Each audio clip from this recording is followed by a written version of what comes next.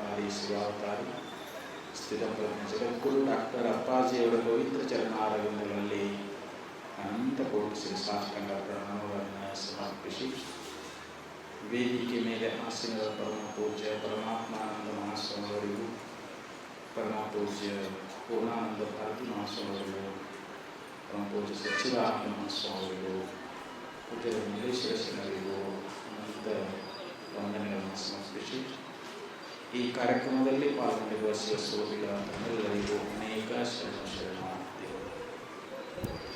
ಇಲ್ಲಿ ನಿರಂತರವಾಗಿ ಪೂಜ್ಯರು ಶ್ರೀಮನ್ ನಿಲಿಮಶ್ರೀಯವರ ಕೈವಲ್ಯ ಪದ್ಧತಿಯೊಳಗಿನ ನೀತಿ ಕ್ರಿಯಾಚರಸ್ಥಳದ ಒಂದು ವಾಕ್ಯವನ್ನು ಆಧಾರವಾಗಿಟ್ಟುಕೊಂಡು ತಮ್ಮ ಉಪದೇಶಾಮೃತವನ್ನು ಸುಂದರವಾಗಿ ನೀಡಿದರು. ಹಿತವಿದು ಅಹಿತವಿದು ಎಂದು ಅತಿಶಯಿಸಿ ತಿಳಿಯುವುದೇ ಚಂದ ಮಮ. ಅಂದರೆ ಜೀವನ ಆಗಿರ್ತಕ್ಕಂಥವನು ಈ ಸಂಸಾರದೊಳಗೆ ನಮಗೆ ಯಾವುದು ಹಿತ ಮಾಡ್ತದೆ, ಯಾವುದು ಅಹಿತ ಮಾಡ್ತದೆ. ಹಿತ ಅಂದರೆ ಸುಖ, ನಮಗೆ ಸುಖವನ್ನು ಮಾಡುವಂಥದ್ದು ಯಾವುದು ಮತ್ತು ನಮಗೆ ದುಃಖವನ್ನು ಕೊಡುವಂಥದ್ದು ಯಾವುದು, ಇದನ್ನು ವಿಶೇಷವಾಗಿ ವಿಚಾರ ಮಾಡಿ ತಿಳ್ಕೊಳ್ಳುವುದನ್ನೇ ಜೀವನಿಗೆ ಯೋಗ್ಯ ಅಂತ ಹೇಳ್ತಾರೆ. ಈಗ ಸಾಮಾನ್ಯವಾಗಿ ನಮಗೆ ನಾವು ಮಾಡುವಂಥ ಧರ್ಮಗಳಾಗಲಿ ಪುಣ್ಯಗಳಾಗಲಿ ಈ ಸತ್ಸಂಗ ಆಗಲಿ ಇವೆಲ್ಲ ನಾವು ಹಿತ ಮಾಡ್ತಾವೆ. ನಾವು ಮಾಡುವಂಥ ಅಧರ್ಮ ಪಾಪಗಳು ಅಜ್ಞಾನ ಇವೆಲ್ಲ ನಮಗೆ ದುಃಖವನ್ನು ಕೊಡ್ತಾ ಇದ್ದಾರೆ.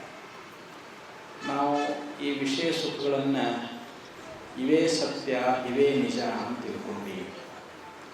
ಆದರೆ ವಿಷಯ ಸುಖಗಳು ನಮಗೆ ಆರಂಭದಲ್ಲಿ ಸುಖವನ್ನು ಕೊಟ್ಟು ಅಂತ್ಯದಲ್ಲಿ ನಮಗೆ ದುಃಖವನ್ನೇ ಕೊಡ್ತಾ ಇದ್ದಾರೆ. ಏಹಿ ಸಂಸ್ಪರ್ಶಜ ಭೋಗ ದುಃಖಯೋನಯ ಏವತೆ ಆದ್ಯಂತವಂತ ಕೌಂತೆಯ ನತೇಶು ರಮತೆ ಪುನಃ. ಭಗವದ್ಗೀತೆಯಲ್ಲಿ ಭಗವಂತ ಹೇಳ್ತಾನೆ, ಇಂದ್ರಿಯ ಮತ್ತು ವಿಷಯಗಳ ಸಂಯೋಗದಿಂದ ಉಂಟಾಗ್ತಕ್ಕಂಥ ಈ ಸುಖ ದುಃಖಾದಿಗಳು ಏನದಾವು ಅಂತಂದರೆ ಇವು ಬರ್ತಾವು ಹೋಗ್ತಾವೆ, ಇವು ದುಃಖವನ್ನು ಉಂಟು ಮಾಡ್ತಕ್ಕಂಥವುಗಳಾಗಿದ್ದಾವೆ. ಇದನ್ನು ಧೀರನಾಗಿರ್ತಕ್ಕಂಥ ಪುರುಷ ಅಂದರೆ ವಿವೇಕಿಯಾಗಿರ್ತಕ್ಕಂಥ ಪುರುಷ ಈ ವಿಷಯಗಳ ಇಚ್ಛೆಯನ್ನು ಮಾಡ್ತಾನೇನೋ ಅಂತಂದರೆ ಮಾಡೋದಿಲ್ಲ, ಅವುಗಳಲ್ಲಿ ಮೋಹಿತನಾಗುವುದಿಲ್ಲ. ಆದರೆ ಅವಿವೇಕಿ ಅಜ್ಞಾನಿಯಾಗಿರುವಂಥ ಪುರುಷ ಏನು ಮಾಡ್ತಾನ ಅಂತಂದರೆ ಹೊರಗಿನ ವಿಷಯಗಳಲ್ಲಿನೇ ಸುಖ ಅಂತ ಹೇಳಿ ಅವುಗಳ ಬೆನ್ನತ್ತಿ ಹೋಗ್ತಾನೆ. ಕಂಡಾಗಲೇ ರಮಣೀಯ ಉಂಡಾಗಲೇ ನಿರಸನವಿಲ್ಲ ಅಂತ ಹೇಳ್ತಾರೆ. ವಿಶೇಷಗಳು ನೋಡಿದಾಗ ಬಹಳ ರಮಣೀಯವಾಗಿ ಆಕರ್ಷಣೀಯವಾಗಿ ಇರ್ತಾವೆ, ಅವುಗಳನ್ನು ಅನುಭವಿಸಿದ ನಂತರದಲ್ಲಿ ನಮಗೆ ಅತ್ಯಂತ ದುಃಖವನ್ನೇ ಉಂಟು ಮಾಡ್ತಾ ಇದ್ದಾರೆ. ಅದಕ್ಕೆ ರಾಗಿ ವಿರಾಗಿಗಳೆಂದಿಳೆಯೊಳಗೆ ತೋರುತ್ತಿಹರವರೊಳಗೆ ಭುಕ್ತಿ ಸುಖಂ ಸಂಸಾರದಳುಂಟು ಮುಕ್ತಿಯ ನೈಗಲದಲ್ಲಿ ಏನುಂಟು ಕಲ್ಮರನಂತೆರೆ ನಿದ್ರಿತನಂತೆ ಪಾಳ್ಮನೆಯೊಳಗಿನ ದೀವಿಗೆಯಂತೆ ಎಂದೆನು ತಿಪ್ಪರು ರಾಗಿಗಳೆಲ್ಲ ಅಂದ ಭೂಮಿಗೆ ಯೋಗ್ಯರೆಲ್ಲ ಅಂತ ನಿಜಮಶ್ವರು ಪಾರಮಾರ್ಥ ಗೀತೆಯಲ್ಲಿ ಹೇಳ್ಕೊಂಡು ಬಂದರು. ಈ ಲೋಕದಲ್ಲಿ ಇಬ್ಬರದಾರ, ಒಬ್ಬ ರಾಗಿ ಪುರುಷಗಾನ, ಇನ್ನೊಬ್ಬವ ವಿರಾಗಿ ಪುರುಷಗಾನ. ರಾಗಿ ಪುರುಷ ಏನಂತಾನ ಅಂತಂದರೆ ನಿಜವಾದ ಸುಖ ಸಂಸಾರದಪ್ಪ, ನಿಜ ಸಂಸಾರದಲ್ಲೇ ಸುಖ ಇರೋದು. ಈ ಬ್ರಹ್ಮ ಅಂತಾರೆ ಯಾರು ಕಂಡಾರದು, ನಮ್ಮ ಕಣ್ಣಿಗೆ ಕಾಣಿಸ್ತದ, ಅದೇನು ಅನುಭವ ಮಾಡಕ್ಕೆ ಬರ್ತದ.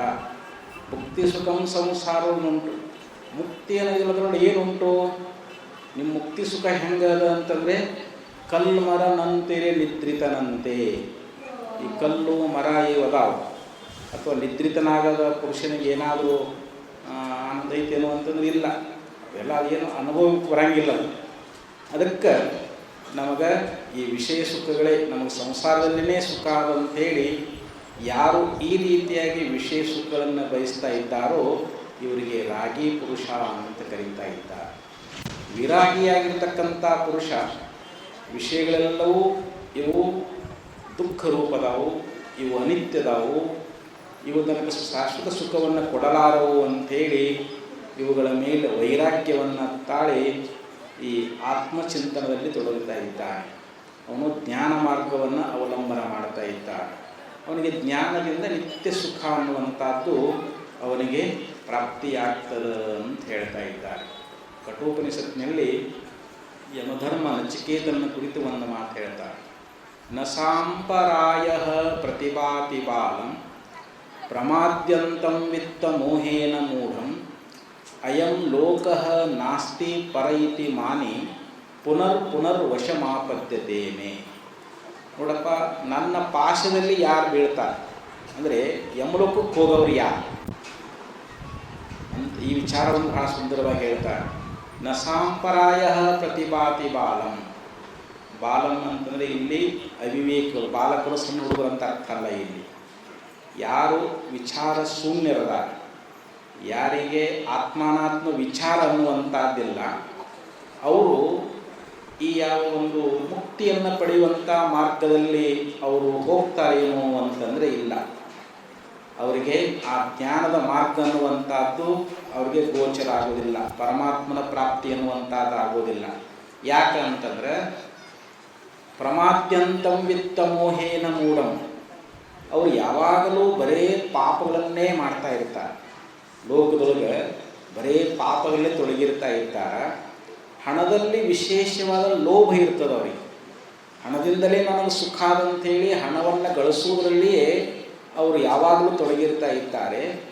ಅಯಂ ಲೋಕ ಏನು ಪ್ರತ್ಯಕ್ಷವಾಗಿ ನೋಡ್ತೀವಲ್ಲ, ಇದೇ ಸತ್ಯ, ಸಂಸಾರವೇ ಸತ್ಯ. ನಾಸ್ತಿ ಪರ ಇತಿ, ಪರಬ್ರಹ್ಮ ಅಂತಾರೆ, ಪರಮಾತ್ಮ ಅಂತಾರೆ. ಯಾರು ನೋಡ್ಯಾರಪ್ಪ? ಇಲ್ಲ ಇಲ್ಲ, ಸುಳ್ಳ, ಶಾಸ್ತ್ರಗಳು ಸುಳ್ಳ ಹೇಳ್ತಾವು, ಗುರುಗಳು ಸುಳ್ಳ ಹೇಳ್ತಾರ ಅಂಥೇಳಿ ಈ ರೀತಿ ತಿಳ್ಕೊಂಡಿರ್ತಕ್ಕಂಥ ವ್ಯಕ್ತಿ ಇವನು ನನ್ನ ಲೋಕಕ್ಕೆ ಅಂದರೆ ಯಮ ಹೇಳ್ತಾನೆ, ನನ್ನ ಲೋಕಕ್ಕೆ ಮೇಲೆ ಮೇಲೆ ಯಾರಪ್ಪ ಬರ್ತಾರ ಅಂತಂದರೆ ಯಾರು ವಿವೇಕ ಶೂನ್ಯರಾಗಿ ಸಂಸಾರವೇ ಸತ್ಯ ಅಂತ ತಿಳ್ಕೊಂಡು ಈ ಸಂಸಾರದ ವಿಷಯಗಳನ್ನು ಉಪಭೋಗ ಮಾಡ್ತಾ ಅನೇಕ ಪಾಪಕರ್ಮಲ್ಲಿ ಯಾರು ತೊಡಗಿರ್ತಾರೋ ಇವರು ನಮ್ಮ ಲೋಕಕ್ಕೆ ಬರ್ತಾ ಇದ್ದಾರ, ಮ್ಯಾಲಿಂದ ಮೇಲೆ ಬರ್ತಾರ ಅಂಥೇಳಿ ಯಮಧರ್ಮನೇ ಈ ಮಾತನ್ನು ಹೇಳ್ತಾ ಇದ್ದ. ಅದಕ್ಕೆ ಈ ಪ್ರಾಪಂಚಿಕ ಭೋಗಗಳು ಏನದಾವು ಅಂತಂದರೆ ಇವು ನಮ್ಗೆ ಯಾವಾಗಲೂ ಜನ್ಮಕ್ಕೆ ಕಾರಣದ.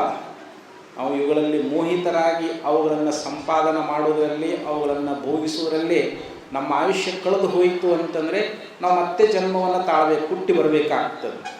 ಆದರೆ ಧೀರನಾಗಿರ್ತಕ್ಕಂಥ ಪುರುಷ ಮಾತ್ರ ಶಾಶ್ವತವಾಗಿರ್ತಕ್ಕಂಥ ಆತ್ಮದರ್ಶನವನ್ನು ಮಾಡಿಕೊಂಡು ಬ್ರಹ್ಮಜ್ಞಾನವನ್ನು ಮಾಡಿಕೊಂಡು ಅಂದರೆ ಯಾವಾಗಲೂ ಸತ್ಸಂಗದಲ್ಲಿ ಇರ್ತಾನೆ, ಮಹಾತ್ಮರ ಉಪದೇಶವನ್ನು ಕೇಳ್ತಾನೆ. ಅವನಿಗೆ ನಿತ್ಯಾನಿತ್ಯ ವಿವೇಕ ವಿಚಾರ ಬರ್ತದೆ. ಅವನಿಗೆ ಯಾವುದು ನಿತ್ಯ, ಯಾವುದು ಅನಿತ್ಯ, ಯಾವುದು ಸುಖ, ಯಾವುದು ದುಃಖ, ಇದರ ಬಗ್ಗೆ ಅವನು ಸಾರಾಸಾರ ವಿಶೇಷವಾಗಿ ವಿಚಾರ ಮಾಡಿ ಈ ಅನಿತ್ಯವಾಗಿರ್ತಕ್ಕಂಥ ಭೂಗಳನ್ನು ತ್ಯಾಗ ಮಾಡ್ತಾನೆ. ಯೋ ಧ್ರುವಾಣಿ ಪರಿತ್ಯಜ್ಯ ಅಧ್ರುವಂ ನಿಷೇವತೆ ತಸ್ಯ ಧ್ರುವಾಣಿ ವಿನಶ್ಯಂತಿ ಅದೃಶ್ಯ ನಷ್ಟಮೇವಹಿ ಅಂಥೇಳಿ ನೀತಿಕರಣ ಶ್ಲೋಕದಲ್ಲಿ ಹೇಳ್ತಾನೆ. ಇಲ್ಲಿ ನಿತ್ಯವಾಗಿರತಕ್ಕಂಥ ಪರಮಾತ್ಮನನ್ನು ಬಿಟ್ಟು ಯಾರು ಅಶಾಶ್ವತವಾಗಿರ್ತಕ್ಕಂಥ ಭೋಗಗಳನ್ನೇ ಸೇವನೆ ಮಾಡ್ತಾರೋ, ಅವುಗಳನ್ನೇ ಸಂಪಾದನೆ ಮಾಡೋದು, ಅದ ಸುಖ ಅಂತ ತಿಳ್ಕೊಂಡು ಅವರು ಬೆನ್ನತ್ತಿ ಹೋಗ್ತಾ ಇದ್ದಾರೋ ಅವರಿಗೆ ಪರಮಾತ್ಮನ ಪ್ರಾಪ್ತಿಯಾಗುವುದಿಲ್ಲ. ಹೋಗಲಿ, ಆ ಭೋಗಗಳನ್ನು ಪಡ್ಕೊಂಡಿರ್ತಾರಲ್ಲ ಅವಾಗಲೂ ಕೂಡ ಅವರಲ್ಲಿ ಶಾಶ್ವತ ಉಳಿತಾವೇನು ಅಂತಂದರೆ ಅವು ಕೂಡ ಕೈ ಬಿಟ್ಟು ಹೋಗ್ತಾವೆ. ಅವು ಭೋಗ ಕೊಟ್ಟು ಅವು ಕೈ ಬಿಟ್ಟು ಹೋಗ್ತಾವೆ, ಮತ್ತು ಅದು ಮತ್ತೆ ಅಲ್ಲಿ ದುಃಖನೇ. ಅದಕ್ಕೆ ಇಲ್ಲಿ ಶಾಶ್ವತವಾಗಿರ್ತಕ್ಕಂಥ ಪರಮಾತ್ಮನ ಪ್ರಾಪ್ತಿಯನ್ನು ಮಾಡಿಕೊಳ್ಳಲಿಕ್ಕೆ ಸಾಧನವಾಗಿರ್ತಕ್ಕಂಥ ಸತ್ಸಂಗ ಆಗಲಿ, ಧ್ಯಾನ ಆಗಲಿ, ಭಜನೆಯಾಗಲಿ, ಮಹಾತ್ಮರ ಜ್ಞಾನೋಪದೇಶವನ್ನಾಗಲಿ ಇವು ನಮಗೆ ಹಿತ ಮಾಡ್ತಾವೆ, ಇವು ಸುಖ ಮಾಡ್ತಾವೆ. ನಾವು ಇದರಲ್ಲೇ ನಾವು ಇದ್ದೀವಿ ಅಂತಂದರೆ ನಮಗೆ ಆ ಪರಮಾತ್ಮನ ಪ್ರಾಪ್ತಿ ಅನ್ನುವಂಥದ್ದು ಉಂಟಾಗ್ತದೆ. ಅದನ್ನು ಬಿಟ್ಟು ನಾವು ಅಶಾಶ್ವತವಾಗಿರ್ತಕ್ಕಂಥ ಭೋಗಗಳ ಬೆನ್ನು ಹತ್ತೀವಿ ಅಂತಂದರೆ ಎಡೆಯಳು ಮೊದಲತ್ಯಾಯಾಸ ನಡಿ ವಿನಿತಿಹುದಲೇ ಸುಖದಾಭಾಸ ಕಡೆಯಳು ಹೇಸಿಗೆ ಮುಸುಗುತ್ತಿರುವುದು ಸಿಡಿಮಿಡಿ ಆಗಲೇ ಮನಸ್ಸಿಂಗಹುದು ಅಂತ ಪಾರಮಾರ್ಥಿಕತೆಯಲ್ಲಿ ಹೇಳಿದಂತೆ ವಿಷಯ ಭೋಗಗಳು ಪಡೆಯುವಾಗಲೂ ನಮಗೆ ಎಷ್ಟು ಆಯಾಸ, ಎಷ್ಟು ದುಃಖ ಆಗ್ತದೆ. ಅವುಗಳನ್ನು ಪಡ್ಕೊಂಡು ಬಳಕೆ ನಮ್ಮ ಮನಸ್ಸು ಅವಾಗ ಸ್ವಲ್ಪ ಸಾತ್ವಿಕ ಆಗ್ತದೆ. ವಿಷಯಗಳ ಬಯಕಿದ್ದಾಗ ರಜಗುಣ ಇರ್ತದೆ, ನಮ್ಮಲ್ಲಿ ಮನಸ್ಸು ಚಂಚಲ ಇರ್ತದೆ. ಯಾವಾಗ ಸಿಕ್ಕಿತು ಅಂತ ಮನಸ್ಸು ಹಾತೊರಿತಾ ಇರ್ತದೆ. ಯಾವಾಗ ಏನು ನಮ್ಮ ಪ್ರಯತ್ನ ಸಿಕ್ತು ಅಂತ ತಿಳ್ಕೊಡು, ಆವಾಗ ಮನಸ್ಸು ಸಾತ್ವಿಕ ಆಗ್ತದೆ, ಸತ್ವಗುಣ ಬರ್ತದೆ. ಆ ಸತ್ವಗುಣ ಬಂದಾಗ ನಮ್ಮ ವೃತ್ತಿ ಎನ್ನುವಂಥದ್ದು ಅಲ್ಲಿ ಅಂತರ್ಮುಖ ಆಗ್ತದೆ. ಆವಾಗ ಆತ್ಮನ ಆನಂದವೇ ಅಲ್ಲಿ ಹೊಳತು ತೋರ್ತದೆ. ನಾವೇನು ತಿಳ್ಕೊಂಡೀವಿ? ಓಹೋ, ಈ ವಿಷಯ ನನಗೆ ಸುಖ ಬಂತು ಅಂತ ತಿಳ್ಕೋತೀವಿ. ಆದರೆ ಮತ್ತೆ ಮನಸ್ಸು ಮತ್ತೆ ಚಂಚಲ ಆಗ್ತದೆ, ಮತ್ತೆ ಇನ್ನೊಂದನ್ನು ಬಯಸ್ತದೆ. ಯಾವಾಗ ವಿಷಯಗಳನ್ನು ಹೋಗಿ ಮಾಡಿದ ನಂತರದಲ್ಲಿ ಅವೆಲ್ಲ ನೀರಸ ಅನಿಸಿಬಿಡ್ತಾ ಇದ್ದಾವೆ. ಅದಕ್ಕೆ ಶಾಶ್ವತ ಸುಖವನ್ನು ಕೊಡುವಂಥ ಈ ಯಾವ ಅಧ್ಯಾತ್ಮ ಮಾರ್ಗದ ಇದು ಶ್ರೇಯೋ ಮಾರ್ಗ ಅಂತ ತಿಳಿಸ್ಕೊಳ್ತದೆ, ಜ್ಞಾನ ಮಾರ್ಗ ಅಂತ ತಿಳಿಸ್ಕೊಳ್ತದೆ. ಈ ಮಾರ್ಗದಲ್ಲಿ ಯಾರು ಪ್ರವೃತ್ತರಾಗ್ತಾ ಇದ್ದಾರೋ, ಇದೇ ಸುಖ ಅಂತ ಯಾರು ತಿಳ್ಕೊಳ್ತಾ ಇದ್ದಾರೋ ಅಂಥ ಒಂದು ಇಚ್ಛೆ ಎನ್ನುವಂಥ ನಚಿಕೇತನಿಗೆ ಬಂದಿತ್ತು. ನಚಿಕೇತನಿಗೆ ಯಮಧರ್ಮ ಭಾಳಷ್ಟು ಆಮಿಷಗಳಿಲ್ಲ. ಏನು ತೊಗೊಂಡು ಏನು ಮಾಡ್ತೀವಿ ಆತ್ಮಜ್ಞಾನ? ಯಾಕಂದ್ರೆ ಪ್ರಶ್ನೆ ಏಯಂ ಪ್ರೀತಿ ಚಿಕಿತ್ಸಾ ಮನುಷ್ಯ ಅಸ್ತಿತ್ವಕ್ಕೆ ನಾಯಮಸ್ತಿತಿ ಚೈತಿ.